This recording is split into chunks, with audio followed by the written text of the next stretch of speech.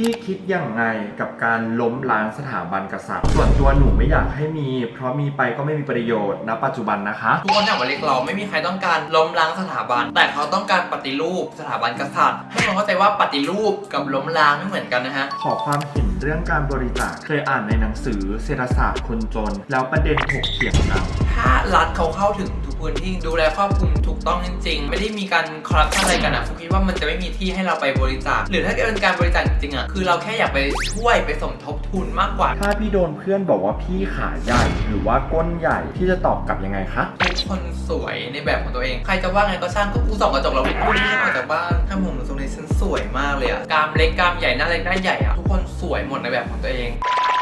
สวัสดีนะคะทุกคนสวัสดีทุกคนนะคะคือเราไม่นั่งพูดคุยกันนานมากๆนะครับก็ไม่ได้มองมอยกันนานแต่ฟุกก็รู้สึกว่าอยากทำ Q&A ใน IG นะครับแบบว่าให้คนมาถามอะไรใน IG แล้วก็เดี๋ยวจะทำคลิปตอบใน YouTube นะฮะแล้วก็วันนี้นะฮะฟุกแคปคำถามไปหมดแล้วว่าแบบจะอะไรมาตอบบ้างส่วนไหนที่แบบว่าเคยตอบไปแล้วหรือแบบไม่ได้แบบเอามาตอบใน YouTube ก็จะตอบไปใน IG เลยนะฮะคือตอบใน IG เรียบร้อยแล้วส่วนคำถามไหนที่แบบอยากตอบใน YouTube ก็จะแคปมาก็ไม่รู้กี่คำถามก็เดี๋ยวจะตอบกันไปเรื่อยๆจนครบนั่นแหละแล้วก็วันนี้ฮะก่อนจะไปฟังคำถามแรกนะฮะกดไลค์กดแชร์แล้วก็คอมเมนต์เป็นกำลังใจให้กันก่อนนะคะส่วนฟุกมีอย่างหนึ่งที่จะให้ทุกคนคอมเมนต์คลิปต่อไปฟุกจะทำเป็น Q&A กับมันอยากถามถามได้เลยเอาในคอมเมนต์นะครับว่าใน IG ไปขอใน IG เยอะละอยากเอาคนใน YouTube บ้างนะครับคอมเมนต์คลิปนี้ขอให้เป็น Q&A กับฟุกกับมันนะฮะอยากถามเรื่องอะไรก็ถามได้เลยขอเป็นคำถามคู่แบบเอาเป็นคำถามคู่ไว้จะได้ตอบด้วยกันนะฮะในคลิปต่อไปอย่าลืมถามเขาถามกันเยอะๆนะคะเดี๋ยวฟุกจะได้มีแคปมาใส่ที่มันน่าสนใจน่าเอามาตอบนะคะโอเคทุกคนเราไปคำถามแรกเลยนะคะคำถามแรกนะคะอะไรคือแรงบันดาลใจของพี่ฟุกในการเริ่มทำแบรนด์เป็นของตัวเองเอาจริงฟุกไม่รู้เลยว่านั่นคือแรงบันดาลใจในการทำแบรนด์เพราะว่าจริงๆอยากทำแบรนด์มานานแล้วคุยกับมันเรื่องทำแบรนด์มาสักพักแล้วทั้งเครื่องสำอางแล้วก็เสื้อผ้าจนช่วงโควิดหนักๆเนี่ยรู้สึกว่าเราทำงานเสร็จปุ๊บถ่าย YouTube เสร็จปุ๊บเนี่ยเวลาก็ยังว่างเวลาว่างมันเยอะขึ้นเพราะเราออกไปไหนไม่ได้รู้สึกว่ามาหาอะไรทำดีกว่ารู้สึกว่าอยากลองทำแบรนด์งานเราก็ยังถ่ายเหมือนเดิมแต่ว่าเราถ่ายที่บ้านอยู่แล้วไงช่วงก่อนโควิดรู้สึกว่า24 ชั่วโมงน้อยมากแต่พอเป็นช่วงโควิดเนี่ย24 ชั่วโมงเยอะมากรู้สึกว่าเราต้องทำแบรนด์ละส่วนเรื่องแรงบันดาลใจถามถึงแรงบันดาลใจจริงๆเลยก็คือว่าเป็นคนชอบแต่งหน้าสายฝอซึ่งในไทยมันค่อนข้างเฉพาะกลุ่มมากๆเราจะเป็นสายฝอจริงๆแล้วเราต้องรู้จักโครงหน้าของสายฝอก่อนก็คือการสร้างโครงหน้าการเชดดิ้งการคอนทัวร์การไฮไลท์ซึ่งวันนี้ฟุกแทบไม่ได้แต่งตาเลยตาสีเดียวก็ดูฝอดูแบบดูหนักเรารู้มิติของการสร้างโครงหน้าอะไรอย่างเงี้ยก็รู้สึกว่าอยากทำสินค้าที่แบบว่าเราใช้จริงๆแล้วก็พูดถึงอันเนี้ยคือนึกถึงเราอะไรเงี้ยก็คร่าวๆก็คือนั่นแหละคือแรงบันดาลใจคือการอยากให้ทุกคนที่แต่งสายฝอเนี่ยได้รู้จักการสร้างมิติของใบหน้าการมีโครงหน้าที่แบบมันฝอๆจริงๆอะไรอย่างเงี้ยส่วนเสื้อผ้าก็เป็นคนชอบแต่งตัวอยู่แล้วรู้สึกว่าอยากมีแบรนด์นึงเพราะว่าหนึ่งเลยอยากมีคอนเซปต์ในหัวว่าแบบฉันทำเสื้อผ้าชุดเนี้ยเพื่ออะไรเพื่ออยากให้คนที่ไม่มั่นใจใส่แล้วรู้สึกมั่นใจอะไรอย่างเงี้ยค่ะทุกคนนี่น่าจะเป็นแรงบันดาลใจที่ฟุกรู้สึกว่าอยากทำค่ะคำถามข้อที่2ค่ะขอความเห็นเรื่องการบริจาคเคยอ่านในหนังสือเศรษฐศาสตร์คนจนแล้วประเด็นถกเถียงกันจะพูดถึงเรื่องบริจาคของถ้าโครงสร้างประเทศมันดีอะไรเงี้ยมันจะไม่มีที่ให้เราทำบุญถ้ารัฐสวัสดิการโครงสร้างมันดีเขาบริหารดีเขาจัดการดูแลทุกอย่างอย่างดีมันจะไม่มีที่ให้เราไปทำบุญหรือว่าสงสารจังหมู่บ้านนี้ไม่มีไฟฟ้าใช้เราต้องไปบริจาคไฟฟ้าเหมือนที่พิมพ์ริพายอะไรเงี้ยถ้ารัฐเขาเข้าถึงทุกพื้นที่ดูแลครอบคลุมถูกต้องจริงๆไม่ได้มีการคอร์รัปชันอะไรกันฟุกคิดว่ามันจะไม่มีที่ให้เราไปบริจาคหรือถ้าเกิดเป็นการบริจาคจริงๆคือเราแค่อยากไปช่วยไปสมทบทุนมากกว่าอย่างเช่นล่าสุดนะน้องนาราที่ไปทำโรงพยาบาลสนามมา100 เตียงอะไรเงี้ยทำไมถึงนาราทำได้นึกออกปะนั่นคือประชาชนด้วยกันเองมันควรจะเป็นหน้าที่ของคนที่มีอำนาจหรือเปล่าเพราะฉะนั้นถ้าคนที่มีอำนาจเขาดูแลทั่วถึงโครงสร้างมันดีทุกอย่างนาราจะไม่มีที่ให้ทำเตียงเลยเพราะว่ารัฐทำหมดแล้วนั่นคือหน้าที่ของรัฐไม่ใช่หน้าที่ของประชาชนแต่ซึ่งตอนนี้ประชาชนทำกันเองหมดแล้วนึกออกไหมสำหรับฟุกการบริจาคบริจาคได้นะเหมือนเป็นการแบบว่าสมทบทุนมากกว่าหรือว่าเป็นการไปช่วยเหลือจากที่รัฐทำไว้อยู่แล้วซึ่งไม่ใช่แบบปัจจุบันที่รัฐไม่ได้ทำอะไรเลยแล้วมีแต่ประชาชนที่ทำกันเองเรามีโอกาสที่ช่วยกันได้เราก็ช่วยแต่ถ้ามองความเป็นจริงแล้วมันก็ไม่ใช่หน้าที่ของพวกเราที่จะไปทำแบบอย่างนั้นถ้าโครงสร้างรัฐบาลมันดีการบริหารจัดการมันดีทุกอย่างคือจบค่ะอันนี้คือความเห็นฟุกนะข้อที่3ค่ะพี่ฟุกคิดยังไงกับการเหยียดเพศที่3ทั้งที่เขาก็คนเหมือนกันเพื่อนคือโดนเยอะมากโอเคต้องบอกอย่างนี้ก่อนว่าเราต้องเลิกใช้คำว่าเพศที่3ก่อนถ้าคุณบอกเราเป็นเพศที่3และอะไรคือเพศที่1ชายหรอถ้าจะบอกว่าชายเป็นเพศที่1เนี่ยก็จะกลับไปสู่อะไรเดิมๆที่บอกว่าชายเป็นใหญ่เพราะฉะนั้นไม่ควรมีลำดับเลยว่าอันดับ1 2 3เพราะว่าทุกเพศตอนนี้เขาลงเรื่องความเท่าเทียมกันหยุดใช้คำว่าเพศที่3ก่อนนะคะอันดับแรกโอเคต่อไปคิดยังไงกับคนที่โดนเหยียดเพศต้องบอกว่าฟุกไม่รู้ว่าเรามองโลกในแง่ ง่นี้หรือเปล่านะแต่ว่าเพราะว่าด่าฟุกคือวิตุ๊ดวิกระเทยหรือเวลาฟุกเล่นเกมอ่ะคือเสียงเราก็แบบนี้นึกว่าเราไม่ได้แอบเสียงอะไรเราก็เล่นเกม RV ไงวิกระเทยนี่ว่าฟุกไม่รู้สึกโกรธเลยนะแล้วฟุกก็จะบอกน้องทุกคนว่าถ้าใครเรียกเรากระเทยหรือเรียกตุ๊ดอะไรเงี้ยไม่ต้องโกรธนะเพราะว่าเราก็แบบนั้นจริงๆเขาไม่ได้แบบมาว่าสิ่งที่เราไม่ได้เป็นอ่ะนึกว่าเราเป็นอ่ะเราก็เฉยๆอ่ะแต่ก็เข้าใจบางคนแบบไม่อยากให้ถูกเรียกก็เลยบอกก่อนว่าคนพวกเนี้ยถ้าเรายิ่งไปคุยกับมันอ่ะมันคุยไม่จบนะเพราะมันโง่มันก็จะโง่พวกเนี้ยแล้วถ้าบอกว่าเราผิดเพศอ่ะแล้วอะไรคือเพศที่ถูกชายหญิงหรอไม่ใช่นะคะงั้นถ้าคุณบอกเราผิดเพศเราก็จะบอกคุณผิดเพศเหมือนกันฉันมาเป็นกระเทยฉันก็ถูกเพศเหมือนกันเนื่องจากเพศจริงๆแล้วมันไม่ได้มีแค่ชายหญิงมันคือความหลากหลายทางเพศแล้วตอนนี้คนที่ถามไม่ได้ระบุมาว่าโดนเหยียดแบบไหนอะไรเงี้ยฟุกก็ไม่รู้แต่ถ้าโดนล้อแค่ว่าตุ๊ดกระเทยอะไรเงี้ยยิ้มเลยค่ะสำหรับส่วนตัวฟุกถ้าโดนอะไรฟุกยิ้มกระเทยค่ะเป็นกระเทยก็แค่นั้นแต่ถ้ารู้ว่าตรงไหนอ่ะอยู่แล้วไม่สบายใจเราก็แค่ออกมาเรื่องเหยียดเพศเรื่องอะไรเงี้ยรู้สึกว่าคนหมดไปนานแล้วเพราะว่าเราโตมากับเพศแบบนี้นะคะทุกคนเราโตมากับความหลากหลายทางเพศอ่ะข้อที่4ค่ะพี่ฟุกไม่ดื่มน้ำเปล่าแล้วมีปัญหาเรื่องการขับถ่ายบ้างไหมคะใช่ค่ะฟุกไม่ดื่มน้ำเปล่าเลยส่วนเรื่องมีปัญหาเรื่องการขับถ่ายไหมไม่มีนะครับก็ปกติเลยไม่รู้สึกว่ามีปัญหาเรื่องตอนเข้าห้องน้ำอะไรเลยไม่มีปัญหาเลยค่ะแต่ถ้าใครแบบกินน้ำเปล่ามาตลอดแล้วอยู่แบบไม่กินอาจจะแบบมีปัญหาหรือเปล่าอันนี้ฟุกไม่รู้แต่ว่าส่วนตัวฟุกไม่ทานน้ำเปล่ามาตั้งแต่เด็กอยู่แล้วคือตั้งแต่เรารู้ตัวเลยเราก็ทานน้ำอัดลมทานเก๊กฮวยลำไยเฮลไวน้ำแดงอะไรเงี้ยมาตั้งแต่เด็กอยู่แล้วคือน้ำเปล่าอ่ะตั้งแต่เกิดมาคิดว่าน่าจะไม่ถึงลิตรมั้งตั้งแต่ปัจจุบันเลยแต่ไม่มีปัญหาเรื่องอื่นเลยนะไม่แนะนำว่าทุกคนต้องเลิกกินน้ำเปล่านะแค่แบบว่าฟุกเนี่ยเองอ่ะไม่ทานน้ำเปล่าก็เลยแบบมาตอบคำถามที่บอกว่าไม่ทานน้ำเปล่าแล้วมีปัญหาไหมไม่มีปัญหานะคะชีวิตปกติคำถามข้อที่ 5 อยากรู้ความรู้สึกตอนคุณฟุกไปม็อบครั้งแรกแล้วก็ความรู้สึกที่ได้เห็นความห่วยแตกของเจ้าหน้าที่เดือนที่แล้วมาไปครั้งแรกฟุกไปแอบไปช้าแล้วมันก็อยู่ในช่วงของการแบบว่าเริ่มจะสลายชุมนุมแล้วอะไรเงี้ยคือเราก็ไปแบบอยากไปแต่ว่าไม่เคยไปเลยเราเอาอยู่แบบอยู่ใน IG ตลอดอัปเดตสถานการณ์ผ่าน IG ตลอดอยากจะรู้ไงว่าการไปเรียกร้องสิทธิที่เป็นสิทธิขั้นพื้นฐานของเราเนี่ยมันเป็นยังไงก็เลยลองออกไปดูเหตุเกิดจากคลิปพี่นัทก่อนพี่นัทไปอเมริกาแล้วมีคนเรียกร้องตามจุดต่างๆซึ่งเขาก็เรียกร้องได้ตามปกติแบบไม่มีเหตุความรุนแรงเกิดขึ้นก็รู้สึกว่าอยากลองไปดูพอไปถึงปุ๊บเชื่อว่าทุกคนตกใจมากมันไม่ได้เหมือนอยู่บนถนนไม่เหมือนอยู่สนามรบเหมือนเราเป็นเป้าสนามเหมือนแบบอะไรก็ไม่รู้เสียงแบบปุ้ง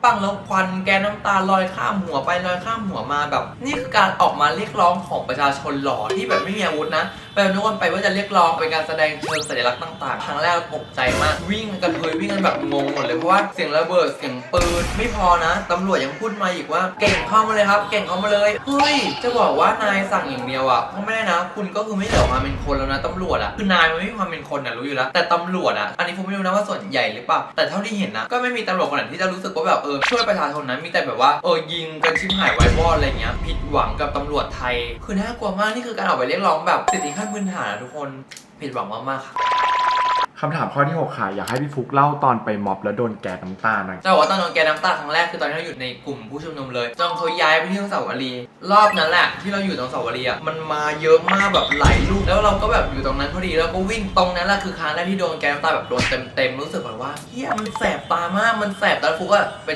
คันคออยู่แล้วก่อนนั้นแล้วมันแสบตามากแล้วฟุกก็ดมเข้าไปอีกตอนดมเข้าไปเราลืมการแสบตาไปเลยเพราะว่าอะไรเพราะว่ามันแสบอยู่ที่คอแทนฟุกก็เลยบอกพี่ต้าว่าตอนวิ่งนะได้อย่าหายใจนะอย่าหายใจนะหนูแสบเพราะว่าอย่าหายใจตาตอนนั้นคือลืมความแสบตาไปเลยพอไปถึงกูก็เอาน้ำล้างให้ไหลผ่านไปก็ดีขึ้นกลับมาบ้านหลับไปตื่นมาคอคือแบบไม่มีเสียงเลยก็หมอว่าในคอมีแต่แบบคอแดงเป็นผื่นเป็นตุ่มแดงเต็มคอเลยที่เขาแบบแย่ดูค่ะทุกคนน่าจะเกิดจากการที่เราคันคออยู่แล้วมันอาจจะแบบมีความแบบเป็นแผลอะไรอยู่แล้วพอไปเจอเรื่องกับควันอีกแล้วหมอก็บอกว่ารอบนี้มันแก๊สน้ำตามันค่อนข้างเข้มข้นมากมันเลยไปทำปฏิกิริยากับที่เราเป็นแผลอยู่แล้วให้เกิดการแบบระคายเคืองหรืออักเสบขึ้นได้ค่ะทุกคนขอบคุณอีกครั้งสำหรับคนที่แบบเป็นอาสาสมัครด่านหน้าหรือคนที่อยู่แนวหน้าที่ต้องรับก่อนเลยถ้าไม่มีแนวหน้าพวกเราโดนหมดแล้วนะเพราะว่าแนวหน้าคือจะแบบเขาจะคอยกั้นทุกอย่างให้เราก่อนเลยค่ะก็ต้องขอบคุณอีกครั้งหนึ่งที่แบบเสียสละแล้วก็ไหนๆก็ไหนๆเราพูดเลยขอบคุณทุกคนที่ออกไปไม่ว่าจะม็อบไหนก็ตามหรือคนที่ไม่ไปก็ตามที่ช่วยกันเป็นอุดมการณ์เดียวกันเพื่อเรียกร้องสิ่งที่ควรจะเป็นหรือประชาธิปไตยที่แท้จริงค่ะคำถามข้อที่ 7 ค่ะถ้าพี่โดนเพื่อนบอกว่าพี่ขาใหญ่หรือว่าก้นใหญ่พี่จะตอบกลับยังไงคะที่ฟุกพูดตลอดว่าทุกคนสวยในแบบของตัวเองมันไม่ใช่คำที่แบบว่าพูดเฉยๆหรืออวยให้ทุกคนมั่นใจไม่ใช่ค่ะมันเป็นเรื่องจริงทุกคนสวยในแบบของตัวเองทุกคนต้องมองข้าม beauty standard ไปก่อนนะไม่ว่าจะเป็นโฆษณาที่เอาคนผิวขาวมาใช้หรือว่าอะไรก็ตามอะไรเงี้ยการที่เราไม่ได้แบบนั้นนะไม่ได้แปลว่าเราไม่สวยนะเพราะน่าจะบอกว่า beauty standard นี่แหละมันเป็นท็อกซิกมากๆbeauty standard เนี่ยมันเป็นแค่คนกลุ่มนึงที่มองว่าแบบนี้คือสวยขาเรียวคือส วยขาขาวคือสวยเราจะบอกให้ว่าฟุกอะเล่นบอลมาก่อนค่ะฟุกใหญ่มากมีน่องขาใหญ่มากแต่เราก็ไม่ได้สนใจอะหนึ่งเลยเคารพตัวเองสองเคารพในสิ่งที่ธรรมชาติมันสร้างขึ้นมาก่อนอันดับแรกส่วนถ้าตรงไหนเราจะไม่มั่นใจหรือเราอยากแก้ไขเราทำเลยเพื่อเพิ่มความมั่นใจหรืออยากให้เราสวยขึ้นการที่เราทำศัลยกรรมไม่ได้แปลว่าเราไม่ยอมรับนะแต่แค่เราอยากสวยขึ้นมันคือสิทธิ์ของเราจะบอกว่าพูดถึงดราม่าเลยเพราะว่ามีหลายคนมาบอกว่าพี่ฟุกคะเห็นบอกว่าให้ทุกคนสวยในแบบของตัวเองแต่ไม่ไปฉีดหน้าก็หน้าฟุกอยากฉีดเพราะฟุกรู้สึกว่าถ้าฉีดหน้าฟุกสวยได้อีกฟุกตอนนี้ฟุกสวยอยู่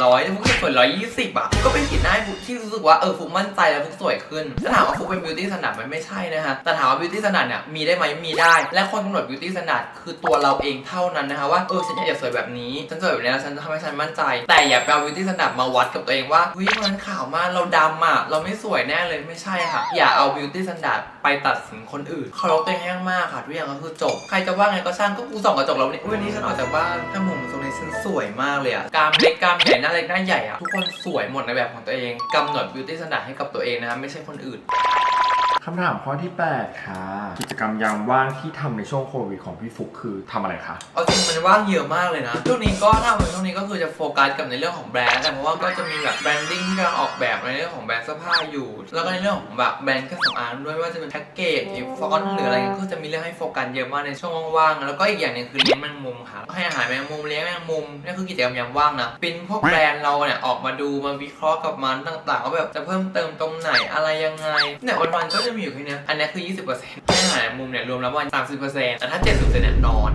70% เลยกิจกรรมยามว่างคือนอนโควิดนอนคำถามข้อที่ 9 ค่ะอยากให้พี่ฟุกชวนสลันมาถ่ายหน่อยค่ะคำถามเนี้ยจริงๆนะแบบจะไม่แคปก็ได้นะแต่อยากแคปมาใครที่แบบดูอยู่ก็แบบส่งต่อคำตอบไปให้น้องซันได้นะคือจะบอกว่าน้องซันเนี่ยเป็นแรปเปอร์ที่ชนะรายการเดอะแรปเปอร์มาคือฟุกก็แบบไม่รู้จักน้องมาก่อนอันนี้หรอกลองไปดูนักร้องคนที่เป็นคนแรปแล้ววันก่อนก็ไปดูโซลงตอรี่แล้วเขาก็มาฟอร์ฟุกด้วยเขาแบบมีเสน่ห์ดีในการทำเพลงแล้วก็รู้สึกว่าฟุกอะกำลังอยากทำเพลงเหมือนกันไม่ได้ว่าเราเพลงพอนะอยากเล่น MV ไม่ได้คนจ้างไงเราต้องจ้างตัวเองเล่น MV เองอย่าแต่งตัวโป๊ฝอเหมือน MV ฝรั่งอะไรเงี้ยเพราะในไทยอ่ะคนไม่ค่อยกล้าทำเยอะอะไรเงี้ยเพราะแบบการแต่งตัวโป๊ให้ MV เวอร์อะไรเงี้ยมันแบบค่อนข้างยากสังคมของไทยแลนด์ด้วยก็คิดว่าถ้าทำก็เลยแบบว่าอยากจะชวนน้องสลันเนี่ยมาฟิตด้วยอะไรเงี้ยอยากมี MV ของตัวเองอยากใส่ชุดแบบยั่วทะเวิร์กเก็บ MV ไปดูเองอะไรเงี้ยแบบเพื่อนแบบเป็นงานแบบโปรดักชั่นใหญ่จริงๆใครที่ดูคลิปนี้หรือแบบรู้จักกับคนทำโปรดักชั่นทำเพลงทำ MV ติดต่อมาพูดคุยกันก่อนได้นะอะไรเพราะว่าฟุกก็มีแผนอยากจะทำเหมือนกันในอนาคตถ้าทำก็อยากทำกับ